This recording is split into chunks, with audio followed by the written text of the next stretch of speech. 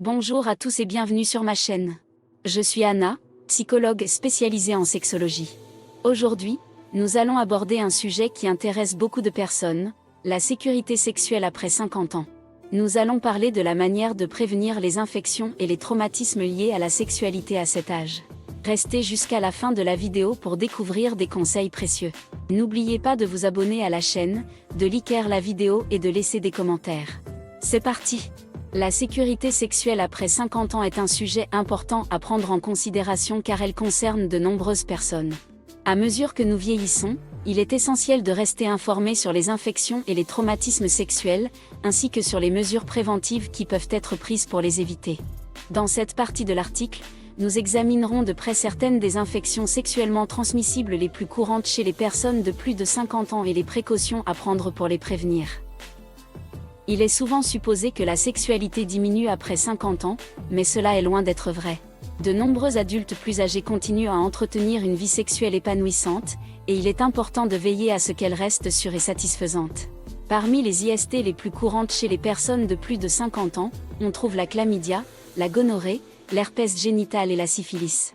La chlamydia est une infection bactérienne qui peut provoquer des douleurs abdominales, des brûlures lors de la miction et des pertes vaginales anormales chez les femmes. Elle peut également causer des douleurs et des gonflements des testicules chez les hommes. La gonorrhée, quant à elle, peut entraîner des douleurs pelviennes, des saignements vaginaux anormaux et des écoulements chez les femmes, ainsi que des douleurs lors de la miction et des écoulements chez les hommes. L'herpès génital est une infection virale qui provoque des démangeaisons, des douleurs et des éruptions cutanées génitales récurrentes. La syphilis, une autre infection bactérienne, peut causer des ulcères génitaux, des éruptions cutanées, des douleurs articulaires et des maux de tête.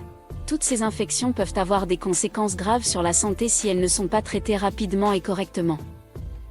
Il est donc crucial de prendre des mesures préventives pour réduire le risque d'infection. Utiliser des préservatifs lors de chaque rapport sexuel, que ce soit vaginal, anal ou oral, est l'une des façons les plus efficaces de prévenir la transmission des IST. Il est également important de se faire dépister régulièrement pour les IST, même si l'on ne présente aucun symptôme, car certaines infections peuvent être asymptomatiques. En plus des infections, les traumatismes sexuels sont également une préoccupation importante pour la sécurité sexuelle après 50 ans. Les traumatismes sexuels peuvent inclure des agressions sexuelles, des abus sexuels, des viols et d'autres formes de violences sexuelles. Malheureusement, les personnes âgées peuvent également être victimes de tels traumatismes, et il est essentiel de sensibiliser et de prévenir ces situations. Il est crucial de créer un environnement sûr et respectueux, dans lequel chaque individu se sent en sécurité et respecté. L'éducation sur le consentement, la communication ouverte et le soutien psychologique sont des outils importants pour prévenir les traumatismes sexuels.